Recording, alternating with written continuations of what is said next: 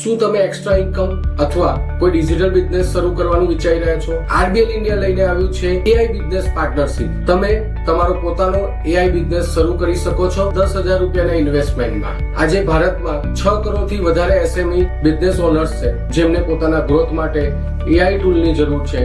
અમે 20 થી વધારે ટૂલ બનાવ્યા છે જે દરેક બિઝનેસને પ્રોડક્ટિવિટી, કમ્યુનિકેશન અને ઓટોમેશન સેલ્સમાં કામ લાગશે.